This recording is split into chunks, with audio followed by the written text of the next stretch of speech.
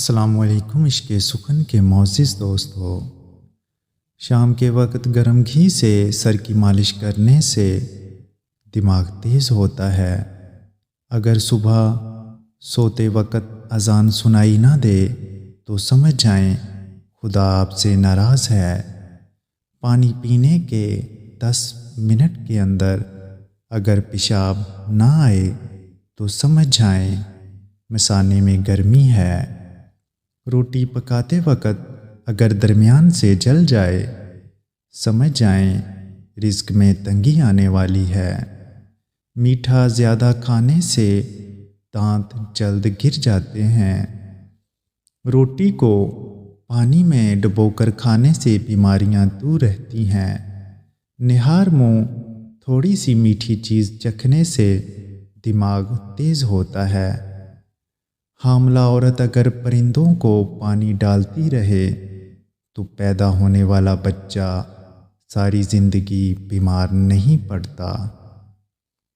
صبح ناشتے کے وقت پانی پینے سے موٹاپا ہوتا ہے۔ بچے کے سر پر بال دیر سے آئیں تو سمجھ جائیں بچہ ذہین ہے۔ جو عورتیں موم بتی کی روشنی میں کھانا بناتی ہیں ان کے گھر میں عزت بڑھ جاتی ہے۔ جس کے سر کی چوٹی کے بال گرنا شروع ہو جائیں اس کے پاس دولت آنا شروع ہو جاتی ہے۔ جو بچے تیکھی چیزیں کھاتے ہیں وہ طاقتور ہوتے ہیں۔ ساگ کا سالن کھانے سے منہ پر خوبصورتی آتی ہے۔ بچے کو نہار منہ تھوڑا سا نمک چٹانے سے بچہ چست ہو جاتا ہے۔ کھانے کے دوران پانی پینے سے ناخن کمزور ہو جاتے ہیں۔ نہار منہ پانی پینے سے زندگی بھر معدے کا مسئلہ نہیں ہوتا۔ پاؤں کے بل بیٹھ کر کھانا کھانے سے بال گرنے لگتے ہیں۔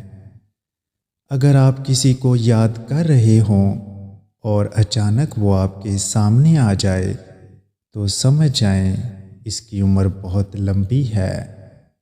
ابلے ہوئے چاول کھانے سے بڑھاپا جلدی نہیں آتا۔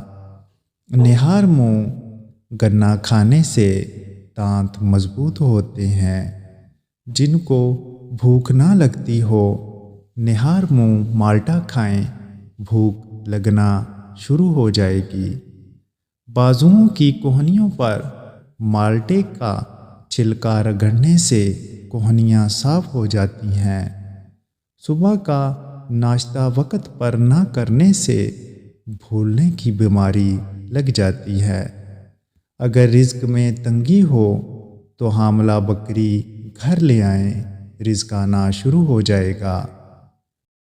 حاملہ عورت کو بھوری رنگت کے بھینس کا دودھ پلانے سے بچہ خوبصورت ہوتا ہے۔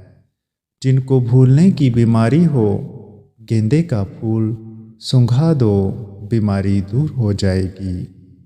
اگر کسی پریشانی کی وجہ سے آپ بہت زیادہ ٹینشن لے رہے ہیں تو سورج مکھی کا پھول سونگھنے سے ٹینشن ختم ہو جاتی ہے۔ اگر ہاتھ سے دودھ کا گلاس گر جائے تو سمجھ جائیں بہت بڑی پریشانی آنے والی ہے۔ صدقہ دیتا رہنے سے گھر میں بانجھ پن کی بیماری نہیں آتی۔